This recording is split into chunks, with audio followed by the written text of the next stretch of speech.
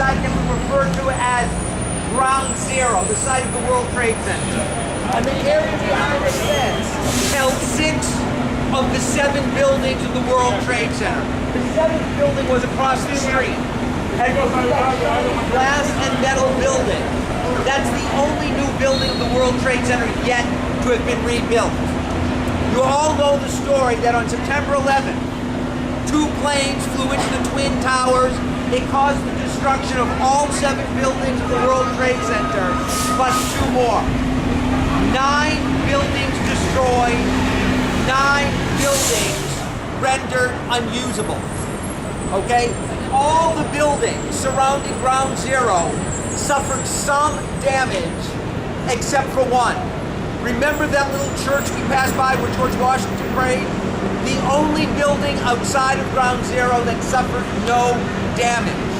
And we often refer to that building as the little church that stood, or the little chapel that stood. Now there was a contest that went out after the destruction of the World Trade Center, and architects from all over the world submitted a plan. And eventually they chose the plan of a German architect named Daniel Libeskind, most famous for having done the design of the Holocaust Museum in Berlin, Germany. And on the side of the fence, you will see an architectural rendering of what the new World Trade Center is going to look like. And like the old World Trade Center, it's going to be a series of buildings. Now, the most famous building is going to be the tallest of the buildings that was referred to as the Freedom Tower for a long time. It's actually been recently stripped of the name Freedom Tower, and we will now refer to that building only as World Trade Center number 1. And it will go up into the sky 1,776 feet. That 1776 is a very evocative number because it's the year of the American independence. And they say even the finial, the top of the building, the antenna, is supposed to be an abstraction that represents the torch of the Statue of Liberty. So everything about that building is symbolic. Now, if you look in the field, you will see 2 square spots within that field. And that's what we call the footprints of the Twin Towers.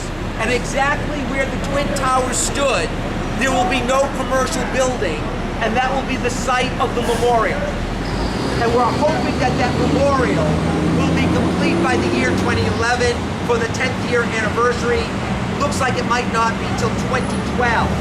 And you can see a more up-close rendering where it says the National September 11th Memorial and Museum. And you'll see the look of the design that will be one of the footprints over there. It'll be in both footprints. Now, if you look in the corner, you see where the red crane is over there, and a crane on top of the building being built? That's the side of the building that was referred to as the Freedom Tower. And they're in the process of rebuilding, and perhaps that building will be complete by the year 2013 or in that around. Right now, we don't know when the rest of the buildings will be complete because we're in a bad economic state in the country. They build a big, huge office building. They probably won't be able to fill it. So they're probably going to be building these buildings as needed. So who knows, 10, 15, 20, 25 years down the line till these buildings are complete. Let's head back to the bus.